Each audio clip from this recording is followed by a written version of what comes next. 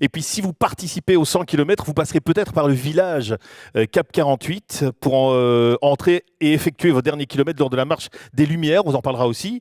Des nouveautés à découvrir cette année. Pour nous en parler, j'appelle Camille Blondiot de Cap 48 et Delphine Holotte, échevine des affaires sociales, de la famille, de l'égalité des chances, de la participation citoyenne, des personnes handicapées, du CCPH, de la santé, du patrimoine, du tourisme et du groupe d'action laïque à Villers-la-Ville.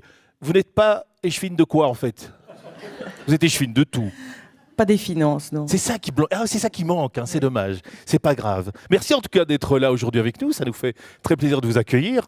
Alors Camille, le village Cap 48, c'est une nouveauté. Mais c'est quoi exactement ce village Cap 48 Le village déjà c'est le 17 octobre.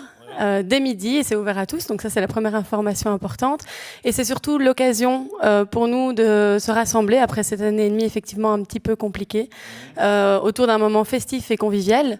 C'est vraiment la journée de la clôture de la campagne annuelle de Cap 48 et on a voulu en faire quelque chose de festif.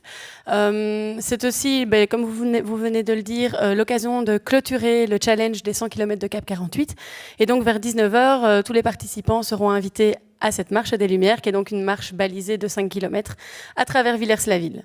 Avec des petites lumières. Des petits lampions. Des petits lampions, ça va être mignon.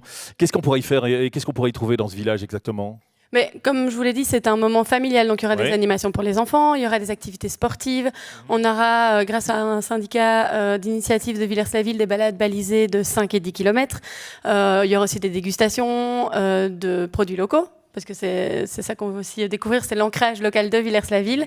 Et c'est l'occasion aussi de rencontrer les équipes de la RTBF et de Cap 48 et de toutes les activités qui sont organisées tout au long de l'année. Alors, Villers-la-Ville a eu envie d'accueillir cet événement et de se mobiliser pour Cap 48, pas loin de cette magnifique abbaye cistercienne. Alors, pourquoi ? Mais pour deux raisons, ça fait 2 ans, malheureusement, avec le Covid, on avait dû déjà reporter.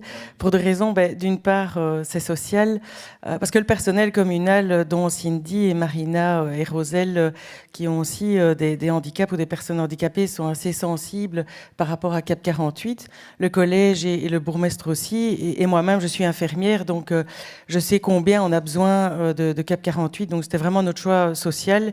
Et les Villersois, souvent, participent avant des beaux petits post-it, comme on en parlait tout à l'heure. Et donc, c'était vraiment ce projet-là. Et d'autre part, Villers-la-Ville, vous en avez parlé, il y a l'abbaye, mais il y a tellement de belles balades, puisqu'on a de la chance d'avoir un côté rural, agricole et aussi forestier. Et donc, on a beaucoup de balades, des promenades, que beaucoup de gens ont commencé à découvrir, d'ailleurs, pendant la période Covid, puisque c'était vraiment des endroits à l'extérieur où les gens pouvaient se ressourcer. Donc, c'est par rapport à ces 2 points-là que nous sommes heureux d'accueillir.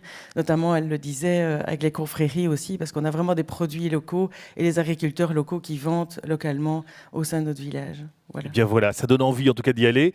Et c'est vrai que c'est une région magnifique, ce qui est souvent le cas d'ailleurs des endroits où il y a des abbayes cisterciennes. Merci à toutes les deux. Rendez-vous donc le dimanche 17 ? À partir de quelle heure ? À partir de midi, c'est ouvert à tous. Voilà, merci beaucoup, on peut vous applaudir. Merci Camille, merci Delphine.